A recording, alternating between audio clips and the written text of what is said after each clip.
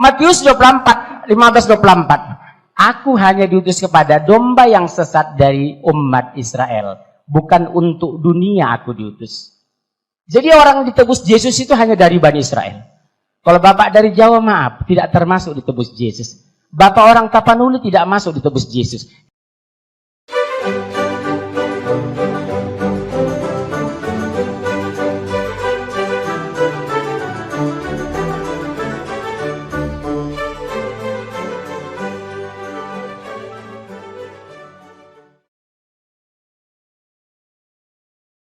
Halo saudara-saudaraku yang terkasih di dalam Tuhan, bertemu kembali dengan saya Rina Solihin dalam channel Rina Menjawab. Teman-teman, bagaimana kabar Anda semuanya? Tentunya baik ya. Ya, kita selalu berdoa, selalu dianugerahi kesehatan, dan selalu dianugerahi sukacita dan damai sejahtera. Inilah yang merupakan ciri khas kita sebagai orang-orang percaya, yaitu kita tidak boleh kehilangan sukacita, tidak boleh kehilangan damai sejahtera, dan tidak boleh kehilangan pengharapan. So, teman-teman, kali ini saya dikirimi sebuah video, mana saya diminta untuk mengomentari video tersebut. Tapi saya tidak begitu kenal dengan pembicara ini, teman-teman. Kalau tidak salah namanya Muzir, saya tidak tahu Muzir apa, saya tidak tahu ya. Tapi baiklah, kita akan tampilkan dulu apa yang diperkatakan tentang kekristenan oleh Pak Muzir ini. Dan tentunya sebelum kita lanjut, jangan lupa teman-teman untuk terus mendukung channel Noverina Solihin ya. Kenapa? Karena tanpa dukungan teman-teman semua, pemberitaan Injil ini tidak akan meluas, teman-teman. Ya, kita tahu bahwa Tuhan sudah meninggalkan amanat agungnya supaya Injil didengar oleh semua orang. Untuk itu, jika Anda terpanggil atau Anda rindu untuk dipakai Tuhan, untuk menjadi perpanjangan tangan Tuhan dalam menyebarkan berita Injil, jangan lupa untuk Anda dukung terus channel Noverina Solihin dengan cara like, subscribe, dan tentunya Anda share video ini. Semoga banyak orang mendengar kebenaran, mengenal kebenaran, mendengar Injil, dan diselamatkan. Dan Anda tidak boleh meragukan upahmu besar di sorga. Benarkah Yesus sebagai Tuhan? Tidak. Di mana dalilnya? Yohanes 17:3. 1 Yohanes 17:3. Apa yang disampaikan Bapak tadi benar adanya, tapi dibatalkan dengan ayat ini. Inilah hidup yang kekal, mengenal satu-satunya Allah yang Esa, dan mengenal Yesus Kristus adalah yang telah engkau utus. Berarti Yesus not God. Kenapa not God? Dia sebagai utusan. Orang idiot pun tahu yang nama utusan pasti ada yang mengutus. So, teman-teman, setelah kita mendengarkan pernyataan-pernyataan yang sangat bersemangat ya dari Pak Muzir ini, teman-teman, kita melihat bagaimana dia dengan gayanya ya yang sedikit sombong ya, sedikit belagu begitu ya teman ya, sok-sok pinter, sok-sok kepinteran begitu kan, dan merasa dia orang yang sudah paling pinter lah di dalam memahami Alkitab ya, gayanya haleluya ya, itu ngenyek teman-teman ya, itu apa, ngenyek orang bilang itu ya, apa ya, mencemooh lah gitu ya, melecehkan begitu. Dia tidak tahu apa artinya haleluya ya, dia tidak tahu apa artinya haleluya begitu ya. Semoga dia tidak dicentil oleh Tuhan ya. So teman-teman, judul dari video ini yaitu Yesus bukan Tuhan, katanya Yesus bukan Tuhan ya. Kemudian yang punya channel ini menambahi, katanya video ini paling ditakuti oleh seluruh pendeta. Wow ya, ini ada dua pembicara sebenarnya di dalam video ini, yaitu Pak Muzir ini dengan Pak Almarhum Moko Ginta ya. Jadi saya juga akan membagi dua bagian untuk menanggapi video tersebut teman-teman. Tapi sekarang saya akan fokus dulu dengan pernyataan-pernyataan dari Pak Muzir ini. Sebelum saya menanggapi lebih jauh, satu hal yang saya harus tekankan dulu, bahwa orang ini sudah gagal paham, teman-teman. Di mana dia startnya sudah salah begitu. Dia dengan tidak langsung menyatakan bahwa Yesus Kristus itu sama dengan Isa yang ada di Al-Qur'annya. Nah, ini startnya sudah salah besar. Ya, sudah salah besar. Kalau startnya saja sudah nggak benar, ke ujung-ujungnya nggak bakal ada yang benar, teman-teman. Ya, nah, tadi dari apa yang bagaimana cara dia mengungkapkan, ya, itu kelihatan sekali bahwa dia menyamakan antara Isa dengan Yesus. Ya, dia mengutip ayat-ayat dari Alkitab, ya, yang mengatakan bahwa Yesus Kristus itu bukan Tuhan begitu. Kemudian dia juga mengutip dari Al-Qur'an seperti Al-Maidah 5 ayat 75. Jadi dia mencampur adukkan, ya, mencampur adukkan begitu. Padahal ini jelas-jelas ada garis merahnya. Ada batas yang jelas antara Alkitab dengan Al-Qur'an. Seharusnya sebelum kita membahas isinya harus dipastikan dulu, ya, harus dicari tahu dulu yang firman Tuhan itu yang mana, Alkitab atau Al-Qur'an. Nggak bisa digabung-gabung begitu, ya, karena Allah itu Esa. Allah yang Esa tidak mungkin berfirman yang berbeda-beda begitu. Ya, dan tidak mungkin memberikan pengajaran yang berbeda-beda. Ya, dan tidak mungkin dia menetapkan standar moral yang berbeda. Tidak mungkin. Ya, dan tidak mungkin dia menyiapkan jalan keselamatan yang berbeda pula begitu. Tidak mungkin, teman-teman, ya. Jadi harus dicari tahu dulu sebenarnya oleh Pak Muzir ini, mana sih kitab firman Tuhan. Nah, ya, itu sangat penting begitu, ya, dalam orang menanggapi pernyataan-pernyataan atau serangan-serangan dari luar, terutama dari Muslim ini terhadap kekristenan. Tanya dulu, ya, apakah Anda percaya bahwa Alkitab ini adalah firman Tuhan? Dan apakah Anda percaya Al-Qur'an firman Tuhan? Ketika dia menjawab, saya percaya Al-Qur'an firman Tuhan. Lalu, apakah Anda percaya Alkitab firman Tuhan? Dia akan bingung, teman-teman, menjawabnya, ya. Kalau dia jawab percaya Alkitab adalah firman Tuhan, nah berarti semua ayat Alkitab, suka atau tidak suka, itu adalah firman Tuhan. Ya. Nah, kalau dia katakan Al-Qur'an saja firman Tuhan, Alkitab bukan firman Tuhan. Karena yang ada sekarang sudah dipalsukan. Ya. Alkitab yang asli, yang firman Tuhan itu sudah tidak ada. Misalnya dia berkata demikian.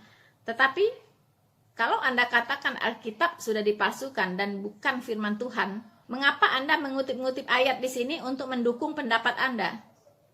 Ya, mengapa Anda untuk mendukung pendapat Anda bahwa Yesus bukan Tuhan itu dari Matius, dari Lukas, dari Yohanes dan lain-lain tadi?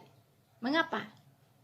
Nah, kalau Anda mengutip ayat Alkitab untuk membenarkan pernyataan Anda, maka tanpa Anda sadari, Anda sebenarnya mengakui bahwa Alkitab ini adalah kebenaran.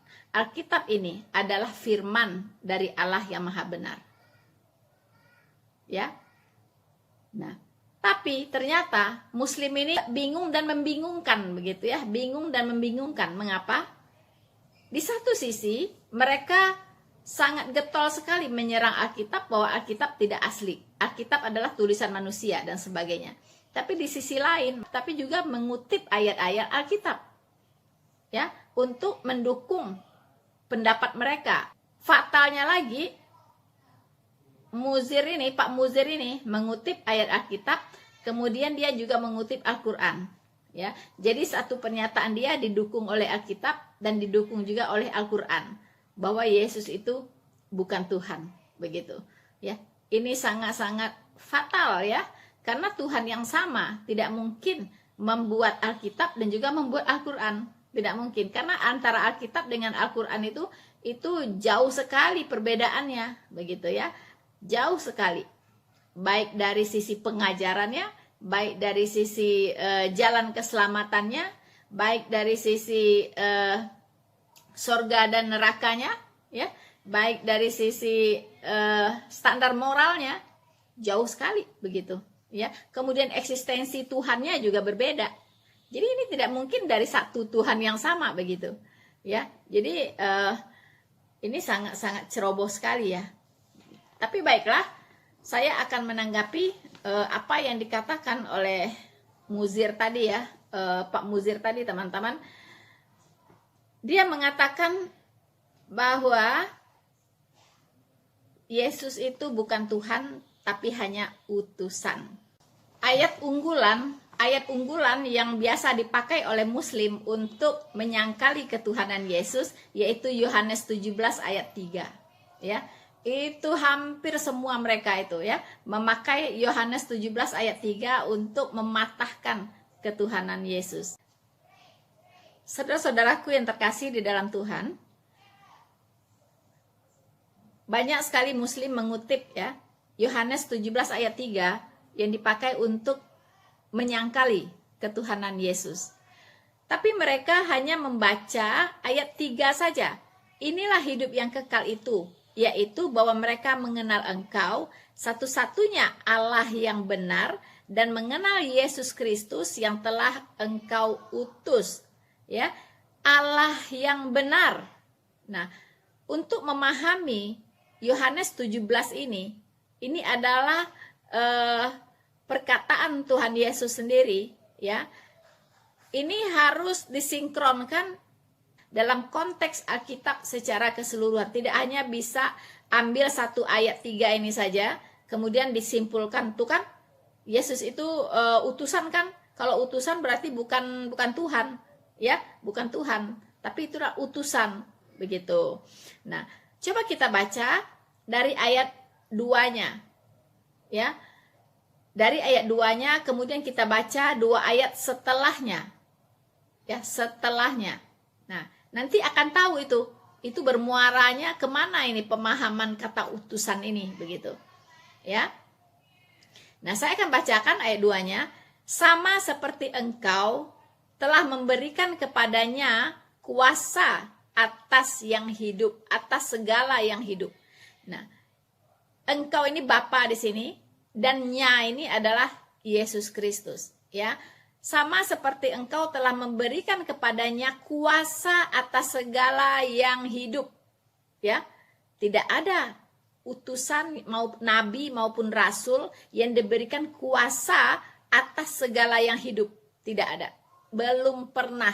Bahkan nabi besar seperti Musa pun itu tidak diberikan oleh Allah kuasa untuk segala yang hidup, ya. Jadi tidak diberikan kuasa atas segala yang hidup. Apa artinya? Artinya hidup dan matimu itu ada di tangan Tuhan Yesus. Itu namanya dia berkuasa atas segala yang hidup, ya. Bagaimana kamu jadinya? Bagaimana kamu itu bakal jadi apa? Itu ada di tangannya Tuhan Yesus, ya. Jadi nasibmu tuh ada di tangan dia, nasibmu tuh ada di tangan dia, begitu, ya. Jadi kepadanya, ya, sama seperti Engkau telah memberikan kepadanya kuasa atas segala yang hidup, demikian pula ia akan memberikan hidup yang kekal. So, siapa yang memberikan hidup yang kekal? Siapa? Demikian pula ia tadi Yesus dong, ya kan? Demikian pula ia akan memberikan hidup yang kekal kepada semua yang telah Engkau berikan kepadanya. So, Yesus Kristus punya kuasa, punya otoritas untuk memberikan hidup yang kekal kepada semua orang. Ya, kepada semua orang yang percaya kepadanya. Teman-teman, apakah ada nabi dan rasul, ya, yang berani berkata bahwa saya bisa memberikan hidup yang kekal kepadamu? Hidup yang kekal itu artinya surga, ya. Tidak ada nabi dan rasul yang punya otoritas memberikan surga kepada setiap orang. Tidak ada. Nah, inilah perbedaan mendasar antara nabi dan rasul yang biasa yang diutus oleh Allah dengan yang namanya Tuhan Yesus. Nah, nanti kata utus di sini akan jelas di ayat berikutnya, teman-teman. Aku telah mempermuliakan engkau di bumi dengan jalan menyelesaikan pekerjaan yang engkau berikan kepadaku untuk melakukannya. Ya, jadi Yesus Kristus ada di bumi itu untuk melakukan pekerjaannya, ya, yang diberikan oleh Bapa. Ya, sebab itu ya Bapa, permuliakanlah aku padamu sendiri dengan kemuliaan yang kumiliki di hadiratmu sebelum dunia ada. Nah, ini di garis bawahi ya, teman-teman. So, artinya Yesus Kristus itu adalah yang mulia, ya, sudah menjadi yang mulia. Kapan itu? Sebelum dunia ada, dia sudah ada, ya. Sebelum dunia ini diciptakan, Yesus Kristus itu sudah ada. Loh, kok bisa begitu? Nah, ini ya. Jadi sebelum dunia diciptakan, Yesus Kristus sudah ada. Mengapa? Ya, karena Yesus Kristus itu adalah firman Allah. Ya. Jadi firman Allah itu sudah ada sebelum dunia dijadikan. Ya. Dan yang menjadikan dunia ini, yang menciptakan dunia ini dan segala isinya ini adalah firman itu. Ya. Ini kita bisa baca di Yohanes 1, ya. Pada mulanya adalah firman, firman itu bersama-sama dengan Allah, dan firman itu adalah Allah. Ya, ayat 14-nya, firman itu sudah menjadi manusia. Ya, jadi firman ini, yaitu Yesus Kristus, sudah ada sebelum dunia itu dijadikan. Ya. Dan segala sesuatu dijadikan oleh Dia. Oleh siapa? Oleh firman itu. Tanpa Dia tidak ada segala sesuatu yang dijadikan. Artinya, firman itu, yaitu Yesus Kristus, adalah pencipta itu sendiri. Nah, disinilah terlihat nyata sekali yang disebut dengan konsep Allah Tritunggal. Ya, jadi Bapa, Firman atau Putra, dan Roh Kudus. Ya. Jadi artinya kalau demikian, kalau dalam konsep Allah Tritunggal kita melihat kata utusan, itu sangat berbeda dengan kita melihat Musa sebagai utusan, ya. Kita melihat Daud sebagai utusan, ya. Kita melihat Abraham misalnya sebagai utusan. Kita melihat Matius sebagai utusan, ya. Kita melihat Markus sebagai utusan. Itu sangat berbeda, ya. Atau Anda mengatakan tadi Muhammad sebagai utusan, ya. Anda menyamakan Yesus Kristus itu sama dengan Muhammad, ya. Itu sangat berbeda, ya. Sangat berbeda sekali. Saudara-saudaraku yang terkasih di dalam Tuhan, selanjutnya kita akan mendengarkan kembali apalagi yang diperkatakan oleh Bapak Muzir ini, teman-teman, ya. Apalagi ya. Nah, kita akan mendengarkan bersama-sama. Mana buktinya dia manusia biasa sebagai rasul dalam Islam? Matius pasal 4 ayat 2. Setelah Yesus berpuasa 40 hari 40 malam maka laparlah ia. Kalau Tuhan mustahil lapar. Makanya kami berpuasa. Yang kedua, Lukas pasal 2:21. Setelah Yesus berusia 8 hari maka dia khitan, sunat. Dia sunat. Kalau Tuhan mustahil sunat. Dokter mana yang berani nyunat Tuhan? Betul? Yang ketiga, Matius 27:59 berbunyi, setelah mayat Yesus diturunkan dari kayu salib, maka dikapani dengan kain putih linen bersih. Ini saya bawa Bible tua ini, Pak. Di sini masih berisi. Lembaga Alkitab Indonesia 60 tahun yang lalu. Apa di sini? Jika kamu mengatakan ini dan itu besok, jangan katakan aku melakukannya. Katakanlah insya Allah, lengkap sempurna di Bible Bapak sendiri. Dan ini bukan palsu loh, Pak. Lembaga Alkitab Indonesia tahun 1963. Bahkan kalau saya bongkar Alkitab tahun 1800, saya punya Bible banyak, Pak, 40 lebih. Ya, apa di sana? Akan lahir seorang nabi yang bernama Ahmad. Ikutilah, jika tidak kamu akan kuminta pertanggungjawaban. Amin. Haleluya. Wow, teman-teman, ya. Dia mengatakan bahwa dia punya 40 Alkitab, ya. 40 Bible katanya. Dia sudah baca mungkin, ya. Dia punya 40 Bible, nggak tahu Bible apa itu, ya. Tapi tadi saya mendengar, ya, bahwa di Bible yang dia baca, ya, itu dia mengatakan akan lahir seorang nabi bernama Ahmad. Nah, saya sudah bisa pastikan ini, dia membaca Injil-Injil sesat, ya, yang memang sengaja ditulis oleh kaki tangan iblis, ya, untuk menyimpangkan Injil Kristus. Ya, jadi yang dia baca ini adalah Injil sesat Barnabas, Injil palsu Barnabas, ya. Hanya di situ tertulis bahwa akan lahir seorang nabi yang bernama Ahmad. Ya, kalau di Alkitab saya tidak ada. Alkitab saya tidak ada, teman-teman. Mau robek dibaca juga nggak bakal ketemu, ya. Nubuatan bahwa akan ada nabi yang namanya Ahmad, tidak ada. Ya. Yang ada itu di Injil palsu Barnabas. Silakan teman-teman masuk ke video saya, silakan Anda cari, saya membahas, ya, tentang Injil palsu Barnabas dengan saudara Embetik, ya. Waktu saya menanggapi videonya saudara Embetik. Silakan teman-teman akan mendapatkan informasi yang lebih lengkap di situ tentang Injil palsu Barnabas, ya. Nah, jadi rupanya Ustadz ini membaca Injil-Injil palsu, teman-teman, ya, kitab-kitab yang nggak jelas, ya.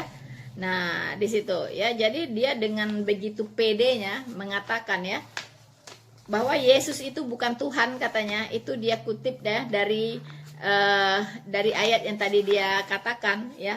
Matius 4 ayat 2, Matius 7 ayat 29, Matius 15 ayat 24, kemudian Lukas 2 ayat 21, ya. Di situ dia menyimpulkan, ya. Oh, ternyata Yesus itu lapar. Ya. Ternyata Yesus itu lapar. Kalau dia lapar, dia butuh makan dong. Oh, berarti dia manusia, ya. Oh, dia manusia. Karena manusia yang makan, begitu kan? Tuhan nggak mungkin lapar, katanya, ya, dan nggak mungkin makan, gitu kan? Kemudian dia bilang umur 8 hari Yesus disunat. Wow, Yesus disunat, ya, betul, berarti dia memang manusia, ya. Masa Tuhan disunat, ya kan? Emang Tuhan punya burung, gitu kan? Nah, kan banyak ngomong yang bicara begitu, ya. Emang Tuhan punya burung, gitu, kok disunat, gitu kan? Nah, sementara Yesus disunat, begitu, ya, itu buktinya bahwa dia bukan Tuhan, ya.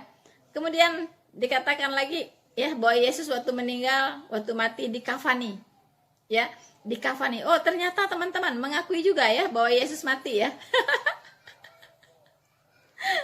Inilah yang saya bilang, ya, orang ini aneh-aneh, gitu, ya. Di sisi lain koar-koar bahwa Yesus itu tidak mati, ya, tidak mati tapi diserupakan, begitu, ya, tidak mati dan tidak bangkit, gitu. Ternyata di hal kafan dia mengutip juga, gitu, ya. Oh, ternyata Yesus dikafani. Kalau dia dikafani berarti dia manusia, ya. Manusia, gitu. Ya, ternyata mengakui juga, ya. Bodoh-bodoh mengakui ternyata bahwa Yesus mati dan dikafani, ya. Kemudian Yesus berpuasa. Dengan demikian dia mengatakan bahwa Yesus itu adalah manusia, begitu, teman-teman, ya. Yesus itu manusia. Nah, jadi Islam itu benar, katanya, yang mengatakan bahwa Yesus itu cuma nabi. Nah, dia tertukar lagi, teman-teman, ya. Islam itu mengakui nabi itu adalah Isa, ya. Quran itu hanya menulis tentang Isa. Quran tidak menulis sama sekali tentang Yesus Kristus. Tidak ada Yesus Kristus di dalam Al-Quran itu, ya. Kalau kita baca biografinya, apanya segala macam, ya, itu beda sekali dengan Tuhan Yesus yang ada di Alkitab, begitu, ya. Jadi mengapa pula kitab yang datang 700 tahun kemudian sok-sok tahu, begitu kan? Sok lebih tahu dari kitab-kitab sebelumnya dan tidak segan-segan menyalah-nyalahi kitab yang sebelumnya, begitu. Padahal saksi dari semua itu lebih dari cukup, begitu. Ketika Tuhan Yesus disalibkan, itu yang menjadi saksi itu tentara Romawi, ya. Kemudian imam-imam Yahudi, kemudian seluruh mungkin penduduk, ya, seluruh penduduk yang ada di sana, ya, di sekitar tempat Tuhan Yesus disalibkan itu, ya. Kemudian murid-murid yang menjadi saksi, kemudian juga banyak lagi yang menyaksikan itu. Raja Herodes menyaksikan itu, dan itu semua tertulis di Alkitab, ya. Bahkan sudah dinubuatkan 700 tahun sebelum kejadian itu, bahwa Kristus itu memang sudah mati disalibkan, ya. Jadi entah dari mana dapat ide, entah dari mana dapat bisikan gitu, ya, membantah bahwa Kristus itu tidak mati disalibkan, begitu. Tapi untungnya puji Tuhan, ya, dia tidak mencomot nama Yesus, ya. Dia membuat nama lain yaitu Isa. Ya terserahlah, ya, kalau memang itu adalah Isa, ya terserah saja. Mau bikin versi apa saja silahkan. Tapi jangan sampai itu dikatakan adalah Yesus yang ada di Alkitab. Itu salah kaprah, ya. Tapi kalau Anda mau cerita tentang Isa, Anda mau bercerita tentang Isa, seperti apa Isa, dia bukan Tuhan, cuma nabi, dia tidak mati dan tidak dibangkitkan, ya kan? Ya silahkan saja begitu. Tidak ada juga yang mau protes, tidak ada yang mau protes gitu. Saya sendiri sih tidak mau protes gitu, karena saya tahu itu bukan Tuhan Yesus saya gitu. Suka-suka dialah, ya, suka-suka dia begitu. Tapi ketika ada orang yang mengatakan bahwa itu adalah menyamanyamakan, ya, ada orang yang menyamanyamakan Isanya dengan Tuhan Yesus saya. Oh, tunggu dulu, ya. Harus kita bahas. Begitu teman-teman, ya. Saudara-saudaraku yang terkasih di dalam Tuhan, selanjutnya kita akan mendengarkan kembali apalagi yang diperkatakan oleh Bapak Muzir ini, teman-teman, ya. Apalagi, ya. Nah, kita akan mendengarkan bersama-sama. Nah, Matius 24, 15-24. Aku hanya diutus kepada domba yang sesat dari umat Israel. Bukan untuk dunia aku diutus. Jadi orang ditebus Yesus itu hanya dari Bani Israel. Kalau Bapak dari Jawa, maaf, tidak termasuk ditebus Yesus. Bapak orang Tapanuli tidak masuk ditebus Yesus. Karena aku diutus hanya kepada domba-domba yang sesat dari umat Israel. So, saudara-saudaraku yang terkasih di dalam Tuhan, tadi kita mendengarkan begitu berambisinya, ya. Muzir ini, Pak Muzir ini, ya, untuk menyangkali, ya, ketuhanan Yesus begitu, ya. Kemudian yang dia sangkali adalah bahwa Yesus itu katanya tidak diutus untuk seluruh manusia, ya, tapi hanya diutus untuk bangsa Israel saja. Nah, dia mengutip ayat dari Matius 15 ayat 24. Kata Tuhan Yesus, aku hanya diutus untuk domba-domba yang tersesat dari bangsa Israel, ya, dari umat Israel. Teman-teman,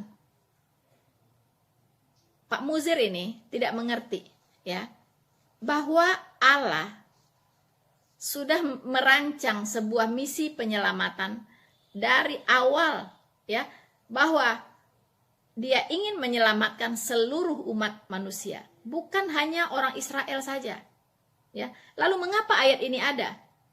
Ya, begini ceritanya teman-teman, ya. Semoga ya namanya Pak Muzir ini mendengar, ya. Pak Muzir awalnya, ya, Tuhan ingin menjadikan bangsa Israel ini sebagai imam di muka bumi, ya. Dia ingin menjadikan bangsa Israel sebagai imam, catat, ya. Artinya kalau imam itu dia harus diikuti oleh yang lain, ya. Bagaimana sih kalau imam di masjid? Komandan, ya.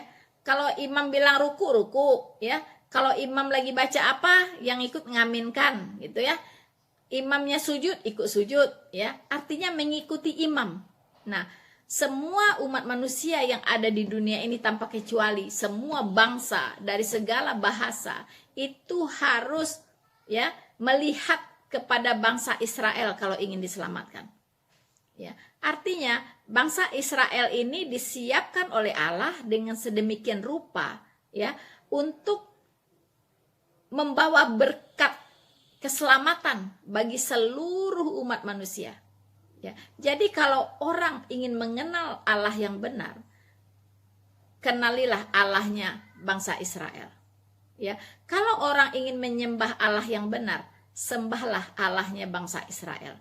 Itu pada awalnya Pak Muzir. Ya, makanya saat itu Tuhan Yesus berkata, "Aku hanya diutus untuk domba-domba yang tersesat dari bangsa Israel."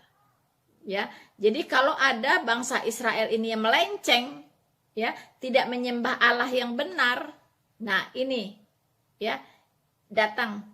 Inilah tugasnya Tuhan Yesus untuk apa? Untuk menyelamatkan orang ini, begitu, ya. Tapi persoalannya bangsa Israel menolak Tuhan Yesus. Ya, itu harus diketahui, ya. Bangsa Israel menolak Tuhan Yesus. Kalau dia menolak, artinya jabatannya sebagai imam gugur. Ya, gugur. Bagaimana lagi? Imamnya sudah ngacir, ya. Imamnya nggak mau jadi imam. Begitu. Nah, sejak saat itulah Tuhan memilih satu orang, ya, memilih satu orang rasul yang luar biasa, yaitu dari ini, ya, dari kadrun, ya. Dari teroris malah, ya, dari ISIS. Kalau istilah sekarang tuh dari ISIS, ya, yaitu Saulus. Nah, dia diangkat menjadi rasul khusus untuk bangsa-bangsa non-Yahudi. Tuhan Yesus menampakkan diri kepadanya dalam bentuk cahaya yang memutari badannya Rasul Paulus sampai matanya itu mau buta karena cahaya itu, ya. Nah, saat itulah Tuhan Yesus berbicara kepada Rasul Paulus secara langsung. Saulus dibuat bertobat oleh Tuhan Yesus. Tobat nasuha, ya. Tobat nasuha benar-benar. Dia meninggalkan segala kejahatannya dan dia memutuskan untuk menjadi pelayan Kristus yang luar biasa. Bahkan dia menyerahkan nyawanya, ya. Dia mati dipenggal, ya, demi Injil Kristus. Nah, itulah tobat nasuha, ya. Luar biasa. Dari teroris bisa berubah, ya, menjadi Rasul Kristus yang luar biasa, yang sudah mendirikan begitu banyak jemaat di zamannya, sehingga kita bisa mewarisi kekristenan sampai hari ini.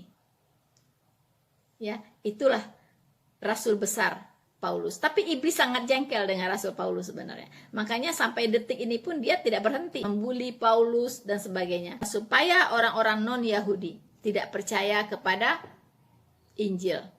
Gara-gara Israel menolak Kristus, bukan berarti Kristen itu mati. No, ya.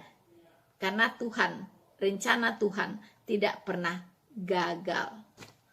Oke, teman-teman. Lalu Ustadz Muzir tadi mengatakan bahwa ternyata Yesus itu bersunat, ya. Kemudian dia puasa. Kemudian dia dikafani. Oh, berarti Yesus itu Muslim. Wow. Begitu cepat menyimpulkan, ya. Hanya dengan begitu saja disimpulkan bahwa Yesus Muslim. Waduh, Pak Muzir, ya. Hello. Pak Muzir, ya. Anda tahu, Anda boleh cari di Alkitab, terutama di Perjanjian Baru, ya, ajaran Tuhan Yesus tentang sunat, ajaran Tuhan Yesus tentang puasa, ajaran Tuhan Yesus kalau mati harus dikafani. Kalau ada, kasih tahu saya, ya. Ada tidak Tuhan Yesus berkata, "Oi, Anda harus disunat." Ya. Barang siapa tidak disunat, tidak diselamatkan. Coba cari kalau ada. Ya. Kemudian juga puasa. Siapa yang tidak puasa, tidak diselamatkan. Ya. Dan juga tentang dikafani. Kalau ada orang mati harus dikafani. Coba carikan saya ayatnya, ajaran dari Tuhan Yesus tentang beberapa hal ini. Tidak ada. So, jadi jangan katakan lagi bahwa Yesus itu Muslim hanya karena ini. Ya, Muslim itu kapan datangnya sih? Apa sih artinya Muslim? Ya, Muslim itu artinya berserah ya. Semua juga berserah begitu. Orang Yahudi juga mengenal kata berserah. Orang Buddha, orang Hindu juga dia berserah kepada Tuhannya. Apakah semuanya Muslim? Ya. Nah, lo Islam kapan adanya? Islam itu baru ada di abad ke-7. Ya kan? Dibawa oleh Muhammad. Sebelumnya mana ada Islam? Nggak ada. Ya. Jadi jangan bilang, oh Yesus maju ke depan selangkah, ya. Kemudian dia bersujud, langsung dicap, oh dia Islam. Gampang banget begitu. Ya. Rukun Islam juga nggak ada di Alkitab. Ya, rukun Islam itu nggak ada. Kemudian mereka juga nggak ada tuh ngajarin sholat, ya. Nabi-nabi, rasul-rasul nggak ada tuh yang ngajarin sholat, nggak ada, begitu. Jadi rukun sholat juga nggak ada di Alkitab. Karena sholat itu juga baru ada waktu zamannya Muhammad, ya, yang dia jemput sendiri konon naik burung buruk tuh ke Sidratul Muntaha, ya kan? Dikasihlah oleh Allah Subhanahu wa taala 50 rakaat. Tawar-tawaran lah, nego ya, sampai akhirnya 5 rakaat. Untung 5 rakaat. Kalau misalnya 50 rakaat, ya umat muslim nggak bisa makan mungkin. Nggak bisa makan, nggak bisa tidur, nggak bisa ngapa-ngapain ya. Sudah jelas di Alkitab dikatakan bahwa Tuhan Yesus itu datang ya untuk menyelamatkan seluruh umat manusia. Makanya ada namanya amanat agung ya. Pergilah ke seluruh dunia, beritakanlah Injil kepada semua makhluk. Ya. Siapa yang percaya dan dibaptis diselamatkan, ya. Siapa yang tidak percaya akan dihukum. Jelas sekali, ya. Jelas sekali. Perintah amanat agung itu cukup banyak di Alkitab. Itu untuk seluruh umat manusia. Tidak mungkin Tuhan yang maha kasih, Tuhan yang maha adil, tidak mungkin hanya ingin menyelamatkan bangsa Israel doang. Terus selain dari itu celaka ke neraka semua gitu. Begitu. Ya enggak lah, ya. Enggak begitu. Tuhan yang maha pengasih dan penyayang itu ingin seluruh umat manusia diselamatkan. Nggak mungkin cuman menyelamatkan bangsa Israel doang. Gimana itu ceritanya?